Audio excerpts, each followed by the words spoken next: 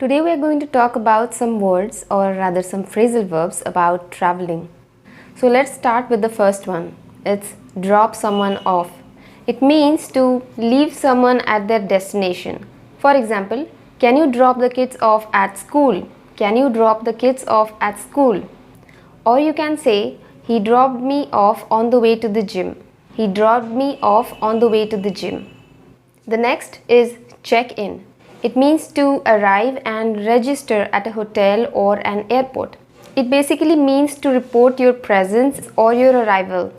For example, you should check in at least an hour before departure. You should check in at least an hour before departure. Or, we had to check in at the front desk. We had to check in at the front desk. One thing guys, please excuse the noise. There is some construction going on outside and of course we do not have any control over that. So we will just get on with our video. The next we have is check out. It means to leave a hotel after paying. You pay for your stay at the hotel and then leave. That's called check out. For example, they checked out before noon. They checked out before noon. The next we have is pick up. It means to go and collect someone or something from a place. For example, we picked him up at the airport. We picked him up at the airport. Or you can say, has your order been picked up yet? Has your order been picked up yet? The next we have is take off. Basically, it implies when the plane departs or it starts flying. That's when you use the word take off. For example, the plane took off an hour late. The plane took off an hour late. The next example is get away. It means to have a holiday or a vacation. It means to go somewhere for a break. It means to escape. For example, it's impossible to get away these days thanks to the pandemic. It's impossible to get away these days thanks to the pandemic. The next example is get on. It means to climb on board. It means to enter a train, a bus or a plane. For example, we got on the wrong bus. We got on the wrong bus. The next example we have is speed up. It means to increase the speed or to accelerate. For example, he worked really hard to speed up the recovery. He worked really hard to speed up the recovery. The next phrasal verb is look around. It means to explore an area or a place. For example, before moving to a new city, you should go and look around to get to know the place.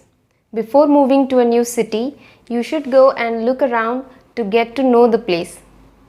The next example we have is hurry up.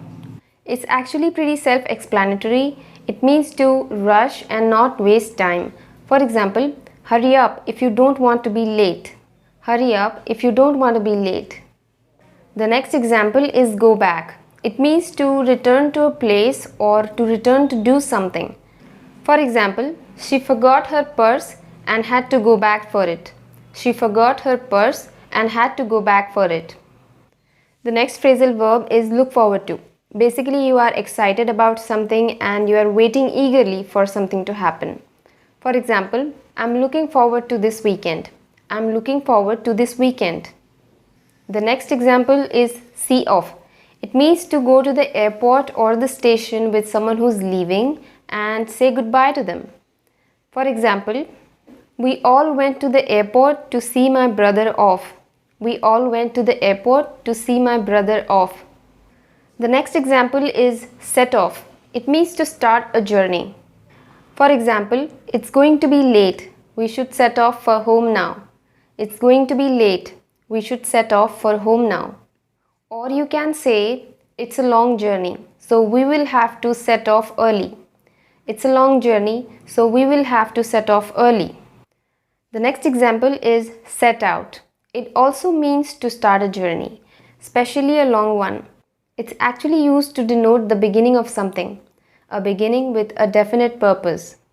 For example, they are going to set out on a European tour next month. They are going to set out on a European tour next month. Or, many young people set out to change the world. Many young people set out to change the world. Now you must be thinking, what's the difference between set off and set out? Actually, set off can also be used in some specific cases. For example, you can set off an alarm, or you can say a harsh comment set off the argument. You can also use set off in case of a bomb. The next example on the list is get off. It means to leave a bus, a train, or a plane. For example, we had to get off the train before our stop. We had to get off the train before our stop. The next on the list is stopover. It means to stay somewhere for a short period of time during a long journey. It's basically a stop in an intermediate place during a journey. It's, you can say, a stopping place. Now it has some other names as well, like a layover or simply a stop. It's basically a pause or a break in the journey. But usually layovers are shorter. For example, this city is a favorite stopover for tourists. This city is a favorite stopover for tourists. Let's take another example. You can also say, our tickets to Australia include a stopover for 2 nights in Singapore. Our tickets to Australia include a stopover for 2 nights in Singapore. The last example for today's video is hold up. It's used in case something is delayed or postponed, or you can say put off. For example, I was held up at work. I was held up at work. Let's take another example. Let's say you are standing in a queue or a line, and for some time the queue doesn't seem to be moving forward. So in this case you usually say, what's taking so long? What's taking so long? But instead of this you can also say, what's the hold up? What's the hold up? It basically means what's the delay. So that's it for today, guys. In this video we talked about quite a few phrases, or rather phrasal verbs. After seeing them in context, I hope it's easier for you now to remember them and also use them while speaking.